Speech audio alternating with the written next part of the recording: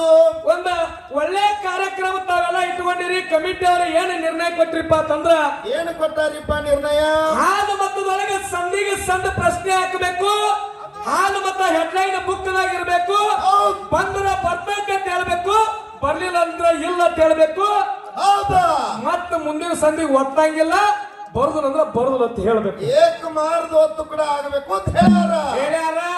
ಅದೇ ಪ್ರಕಾರ ಕಮಿಟಿ ಅವರ ಒಪ್ಪಿಗೆ ಪ್ರಕಾರ ನಾವೇನ ಹಂಗ ಹಿಂಗ ಮಾತಾಡೋ ಮೇಳದವರು ಅಲ್ಲ. ನಮ್ಮ ಗುರುನಾಥ್ ಮಾಸ್ತರ್ ಅವರು ಒಂದು ಹಾಲು ಮತ ಹೆಡ್ಡಿಂಗ್ ಬುಕ್ದೊಳಗೆ ಒಂದು ಪ್ರಶ್ನೆ ಕೇಳಿದ್ರು. ಏನಂತ ಕೇಳಿದಿರಿ ಸರ್ ಅವರು? ಹಾಲು ಮತದೊಳಗೆ ಒಬ್ಬ ಹೌದು ದಿನ ಆಕಾಶ ಗಂಗೆಯನ್ನು ಕರೆದು ಜಳಕ ಮಾಡ್ಯಾನ.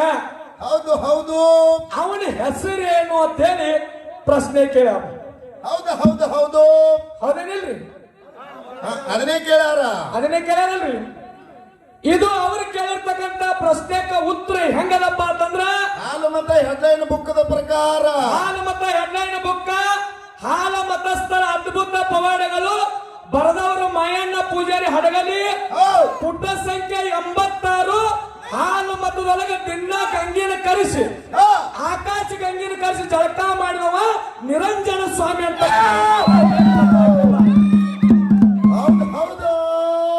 ಕಮಿಟಿ ಅವ್ರು ನೋಡ್ಕೊಳ್ಳೋರ್ದ್ರಿ ಸ್ವಚ್ಛವಾಗಿ ನಿರಂಜನ ಸ್ವಾಮಿ ಅವರು ದಿನಪ್ರತಿ ವಿಶೇಷವಾಗಿ ಆಕಾಶ ಗಂಗೆಯನ್ನ ಕರೆಸಿ ಜಳಕ ಮಾಡ್ತಿದ್ರು ಅಂತಕ್ಕಂಥ ಚಮತ್ಕಾರ ಪವಾಡ ನಿರಂಜನ ಸ್ವಾಮಿ ಅವ್ರದ್ದು.